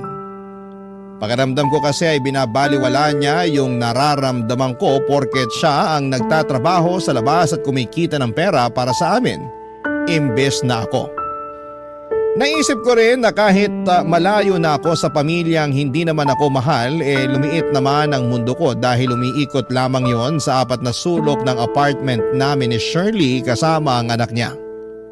Habang tumatagal, unti-unti na akong nakakaramdam ng pagtatampo, pagkainip at pagkaburyong sa ginagawa ko. Dati-rating masaya naman ako kasi nababantayan ko ng maayos ang anak niya pero bakit parang may kulang? Doon ko na nga na-realize na ako ang lalaki at ako ang dapat na magtrabaho sa labas para buhayin ang pamilya ko. Kaso baliktad. Dahil si Shirley ang nagtatrabaho sa aming dalawa at ako ang naiiwan sa bahay para mag-alaga ng kanyang anak.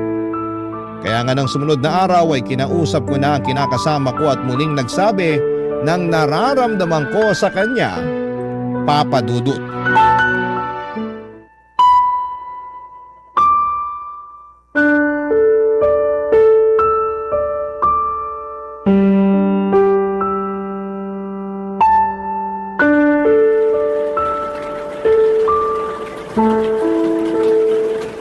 Anong sinabi mo? Sabi ko gusto ko na ulit maghanap ng trabaho. Bakit mo gagawin yun?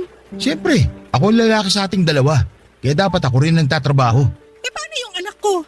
Sino magbabantay sa kanya pag nagtrabaho ka? Siguro, ipaalaga mo na lang sa iba. Anong ipapaalaga sa iba? Sira ang ulo ka ba? Bakit ka ba sumisigaw? Nag-uusap lang naman tayo Paano hindi ako mapapasigaw? Sobra ka naman. Totoo naman eh! Tsaka, kagagaling ko pa lang sa trabaho at pagod na pagod ako sa biyahe para lang sa kaalaman mo, no? Lakas pa ng ulan sa labas, hindi mo man lang ako sinalubong? Sinabi ko na sa'yong nasira yung payong ko. Wala ka man lang ginawa. Nagpapatulog kaya ako ng anak mo.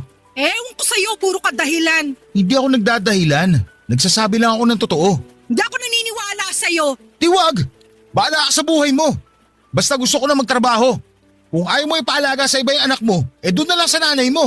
Lintik talaga yung utak na yan. Parang kinakalawang na. O ngayon gumaganyan ka. Di ba ikaw may sabi na walang taong pinanganak na bobo? Wala nga, pero ikaw lalo mong binobobohan eh. Bakit? Ano bang mali sa sinabi ko? Ayaw mo ipaalaga sa iba di sa nanay mo na lang. Alam mo namang hindi kami magkasundo ng nanay ko, di ba? Mamaya kung ano pang gawin nun sa anak ko, nako, talaga magkakagulo kami. Grabe, kahit sarili niyang apo gagawin niya na masama. Oo, kasi ako ng anak niya hindi niya gusto dahil mas mahal niya yung abnoy kong kapatid. Kaya pwede ba? Tigil-tigilan mo na yung pagsasabi na ipaalaga sa iba o sa nanay ko yung anak ko. Tsaka bakit mo naiisip na gusto mo na magtrabaho, ha? Ang babaw naman ng rason mo porke ikaw ang lalaki. 2024 na, hindi na uso yun. Gusto ko lang din tumulong sa'yo, saka para may sarili din akong pera. Hindi mo naman ako sinusweldohan sa pag-aalaga ko sa anak mo, hindi ba? At bakit kita suswelduhan? Kinakasama kita, di ba? Tsaka pumayag ka sa setup natin ha, alis ka sa trabaho mo para maalagaan yung anak ko.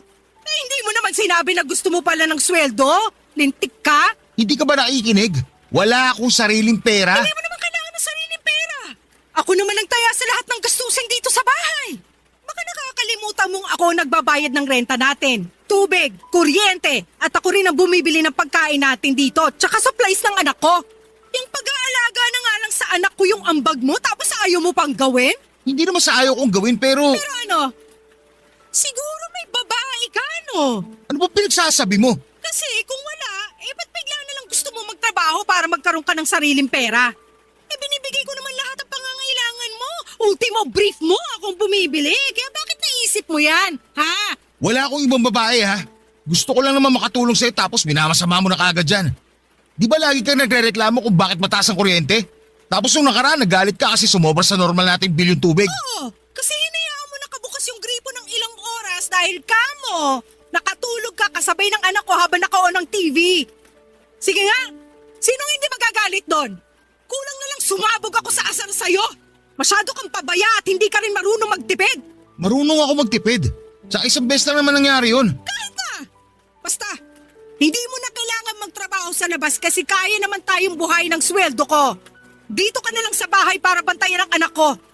Ayoko siya ipagkatiwala sa iba. Mas lalo na sa nanay ko, no? Pero Huwag ka na makipagtalo sa akin. Gawin mo na lang na maayos ang ambag mo. Patunayan mo rin yung sinasabi mo na wala kang ibang babae. sinabi ko na ngang wala. Papadudot pakiramdam ko ay inapakan ni Shirley ang pagkalalaki ko dahil sa mga sinabi niya sa akin sa pag-uusap naming yon. Hindi lang niya binaliwala ang nararamdaman ko, pinagsalitaan niya rin ako ng hindi maganda. Masakit at nakakainsulto. Kulang na lang ay manliit ako sa kinakatayuan ko ng sandaling yon dahil pinahiya niya ako. Tapos ini-insist pa niya na ayaw niya ako magtrabaho dahil nagkasundo na raw kami na ako ang tatao sa bahay para bantayan ang anak niya. Papadudot na tulog kaming magkatalikod sa isa't isa ni Shirley ng gabing yon. Masama ang loob ko sa kanya at ayokong makita ang pagmumukha niya. Naalala ko pa nga na nakakunot noo ang itsura ko habang nakapikit ang mga mata at hinahanap sa kawalan ang antok ko. Siguro ay madaling araw na ako noong nakatulog papadudot sa kakaisip ng kung ano-ano. Hindi ko mapigilang magtanim ng sama ng loob sa kinakasama ko dahil pakiwari ko ay naghahari-harian siya sa pamamahay namin, samantalang ako ang lalaki sa aming dalawa. Bukod doon ay para niya akong tinanggalan ng boses at karapatan na magsalita para sabihin ang nararamdaman ko dahil mababaw lang naman daw yon, papadudot. Barangay Love Stories. Barangay Love Stories. Habang tumatagal ay inuunawa ko na lamang ang sitwasyon namin ni Shirley. Baka kasi masyado lang talaga akong mareklamo at naninibago pa ako sa setup namin. Kaya kahit aburido na ako sa pagiging taong bahay at yaya sa anak niya ay itinikom ko na lamang ang bibig ko. Ginawa ko na lamang ang mayaambag ko sa relasyon namin dahil ginagawa rin naman ni Shirley ang parte niya. At yun nga ay ang magtrabaho sa labas at kumita ng pera. Aaminin ko na naging sunod-sunuran ako kay Shirley lalo na sa pangangailangan niya sa kama. Aktibo kasi kami at madalas na merong nangyayari sa amin kaya lang noong napadalas din ang away namin ay aaminin ko na wala na ko ng ganang makipagsiping sa kanya. Kahit na may pangangailangan ako ay humihindi talaga ako sa kanya bilang protesta. Kaya lang nagiging mitya naman yon ng mas marami pa at madalas na away namin. Pero may iba pang dahilan noong isang beses ay nag-away kami ng malala, Papa Dudut.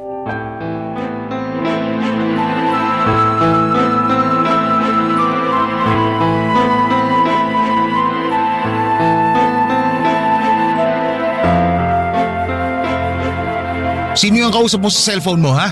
Ha? Wait lang ha, tatawagan kita ulit. Sagutin mo na lang yung tanong ko. Sino yung kausap mo? Katrabaho ko lang. Bakit ba? Katrabaho mong lalaki, tama ako, no? O ano namang problema dun? Hindi lang naman puro babae ang kaopisina ko ha. Pero bakit kailangan magkausap kayo noon hanggang umaga? Kagabi pa kayo magkausap noon, ah. Ano ba pinag-uusapan nyo? Aliw na aliw ka. Marami. Madalas tungkol sa trabaho. Wow, tungkol sa trabaho pala, linggo ngayon. Ano naman kung linggo ngayon? Alam mo, hindi mo talaga maintindihan yung punto ko rito, eh. Bobo ka ba? Ano sinabi mo? Sabi ko kung bobo ka kasi yung mga dahilan mo parang tanga. Ikaw yung parang tanga at bobo sa ating dalawa. Dinamay mo pa ako sa kabobohan mo. Akala mo yata pinanganak ako kahapon, eh. Akala mo yata hindi ko nahahalata na nakikipaglandian ka doon sa katrabaho mo. Lakas ng loob mong pagbintangan ako may ibang babae, pero ikaw pala yung may ibang lalaki. Ano? Sira ulo ka na talaga. Sira na ko sira pero masisisi mo ba ako? Hindi kita sinisisi kaya manahimik ka na lang pwede? Kung makapagsalita ka, akala mo kung sino kang malinis? Hindi ako perpekto pero malinis naman talaga ako dahil wala akong kinakalantaring ibang babae. Teka, ibig sabihin meron talaga kayong relasyon ng hudas na yon? Tumigil ka nga! May asawa na yung tao, wag kang ano? Uy, may asawa na pala eh. Bakit kung magtawagan kayo inaabot ang umaga? Ano kayo mga teenager? Hindi mo lang ako nirespeto. Magkasama tayo sa bahay tapos tinutuloy-tuloy mo yung pakikipaglandian mo? Ano ba ako rito? Statwa? Bakit hindi ba? Pinagsasabi mo dyan? Masisisi mo ba ako kung nahumaling ako sa iba kahit nandiyan ka naman? Nandiyan ka nga pero daig mo pa yung estatwa at palamuti lang sa bahay natin. Hindi mo ako malambing kapag pagod ako at galing sa trabaho. Wala kang kusa. Tapos lagi mo rin akong tinatanggihan sa kama, akala mo kung sino ka? Hindi pa rin dahilan yun para manlalaki ka na. Mahiya ka nga sa akin. Bakit ako mahihiya sa'yo? Ikaw nga hindi nahihiya sa akin. Yan na nga lang ambag mo tsaka pagbabantay sa anak ko tapos hindi mo pa magawa na maayos. Akala mo siguro magpapakta nga ako sa'yo, no? Ewan ko kung anong klaseng utak meron ka, ha? Bakit ganyan ka na lang mag-isip? Siyempre, iba ako sa mga babaeng kilala mo. Pero hindi rin naman ako ganun kabobo para makipagrelasyon sa lalaking pamilyado. Nagkataon lang talaga na nandyan siya para pasayahin ako sa kama kasi hindi mo naman magawa. Siraulo ka talaga. Siraulo na ako siraulo pero mas siraulo ka. Kung makapagsalita ka parang wala ka ng pakialam sa nararamdaman ko, ha? Lagi mo na lang ako minamaliit at binabaliwala. Akala ko pa naman kakampi kita. Pero pakiramdam ko wala na akong boses sa relasyong to. Kakampi mo naman talaga ako eh. Kaso bigla mo na lang akong kinontra. Hindi ka na lang makontento sa setup natin nung una. Gusto mo pa magtrabaho sa labas kesyo ikaw ang lalaki sa relasyon. Pwede ba? Nakakasuka na. Tsaka anong trabaho papasukin mo eh? Hindi ka nga nakatapos ng college. Sigurado ako nakukulangin lang sa atin yung magiging sweldo mo. Naisip mo ba talaga yon? Ha? O hindi? Feeling ko kasi hindi eh. Tapos ang lakas pa ng loob mo magmaktol? Bakit? Sino ka ba? Ibang klase ka. Nagbago ka na talaga. Hindi ako nagbago, no? Hindi ko lang hinayaan ang sarili ko na malugmok ng dahil sa'yo. Tsaka akala mo hindi ko alam kung bakit ka nagkakaganyan? Yang bigla mo na lang naisip na magtrabaho tas magmaktol sa akin kaya hindi ka na nakikipagsiping? Ano na naman ba yun? Kasi naapakan ko na yung pagkalalaki mo. Buti alam mo. So sino sa atin mag-a-adjust? Ako ba ikaw yung na-offend? Mahiya ka nga. Alam mo, ang dapat mong gawin, ayusin mo yung sarili mo. Hindi yung para kang bata na nagmamaktol dyan. Hindi na ako nagtataka kung bakit hindi kayo magkasundo ng ate mo eh. Masyado kang sensitive at pa-baby. Papadudot nagpatong-patong na yata ang tampo ko kay Shirley kaya sumabog na ako ng panahong yon. Hindi ko na rin napigilan ang selos ko lalo na at harap-harapan siyang may kinakausap na ibang lalaki. At mas nadagdagan lang ang sama ng loob ko sa kanya nang idahilan niyang kasalanan ko naman. Kaya siya kumausap ng iba dahil nagkukulang na ako sa kanya. Ano bang tingin niya sa akin? Parausan lang niya. Sobrang nakakakulo ng dugo at umabot na lamang ako sa punto na gusto ko na siyang hiwalayan, Papadudot. Tsumitsyempo lamang ako kasi na-realize kong wala pala akong pera sakaling umalis ako sa poder niya. Kaya nga inabot pa ako ng 1 buwan bago naging desidido na iwan siya. Pero hindi yun natuloy nang sinabi sa akin ni Shirley na buntis siya sa anak namin. Nang malaman ko yon ay bigla na lamang nagbago ang lahat. Automatic na nawala ang inis at galit ko sa kinakasama ko. Nakaramdam ako ng matinding kasiyahan dahil magkakaanak na kami, kaso sa paglipas ng mga linggo ay naging masela ng pagbubuntis ni Shirley kaya nag-decide kami na ako naman ang magtrabaho habang siya ay nasa bahay na lamang. Hindi na ako bumalik sa dati kong trabaho dahil hindi naman sila hiring at sa halip ay naghanap ako ng ibang mapapasukan kong trabaho kung saan ay kikita ako ng malaki-laki. Pero dahil high school graduate lamang ako ay medyo nahirapan ako, Papadudot. Kulang din ang skills ko kaya bumagsak ako sa pag-construction worker, Papadudot.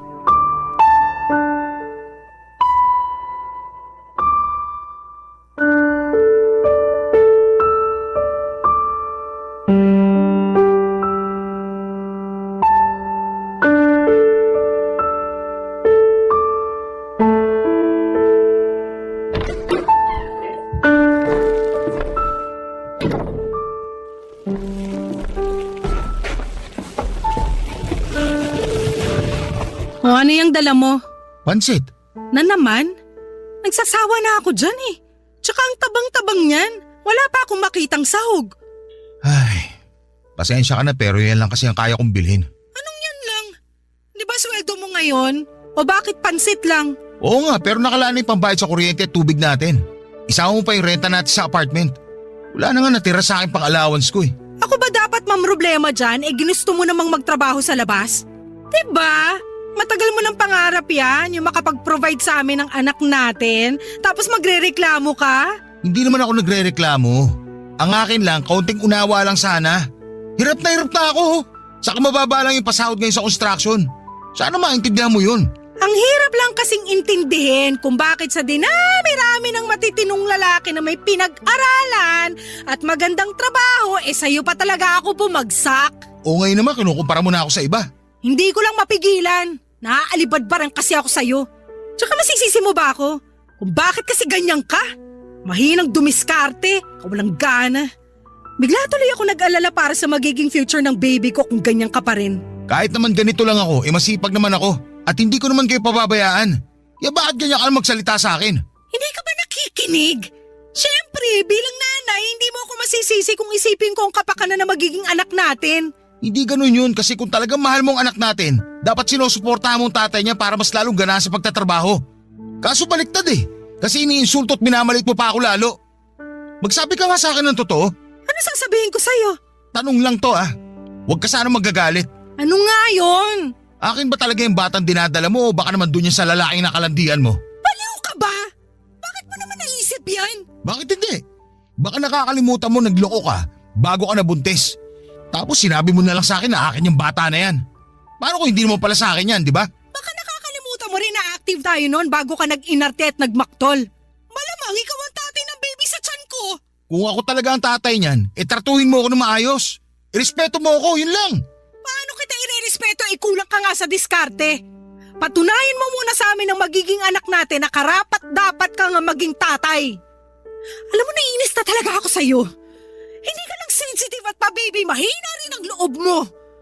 Akala mo yata mag-a-adjust sa'yo yung mundo dahil mahina ka, no? Na porke hindi ka nakatapos ng pag-aaral at yan lang ang kakayahan mo, okay na yan.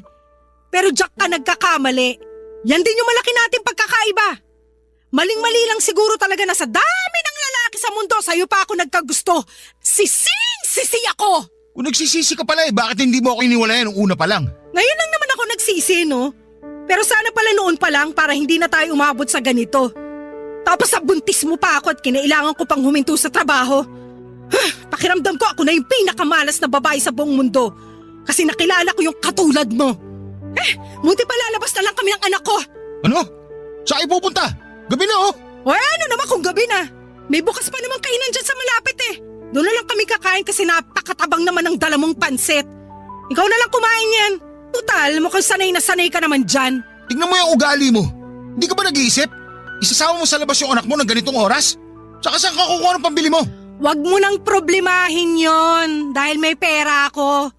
Ikaw lang naman ang wala, kaya bahala ka dyan. Ayoko rin muna makita yung mukha mo.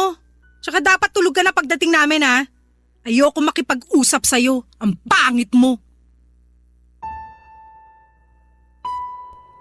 Papadudot umalis si Shirley at ang anak niya para kumain ng walang lingon-lingon sa akin. Naiwan na lamang ako ng gagalaite sa kinakatayuan ko pero wala na rin akong nagawa pa. Pagkalis nila ay napaupo na lamang ako sa bangko at hindi ko na napigilang umiyak. Ni sa hinagap ay hindi ko naisip na aabot kami sa ganito ni Shirley. Akala ko pa naman ay perfect na yung relasyon namin at mahal niya ako. Pero maling-mali ako at sising-sisi sa mga naging desisyon ko sa buhay. Pakiramdam ko ay wala na akong kakampi sa buhay tapos nahihiya pa akong lumapit sa pamilya ko. Natatakot kasi ako na baka sabihin nila sa akin na mali ang babaeng napili ko. Pero ayoko rin namang iwanan si Shirley sakaling anak ko nga ang dinadala niya. Gulong-gulo na ako. Hindi ko na alam ang gagawin ko, Papa Dudut.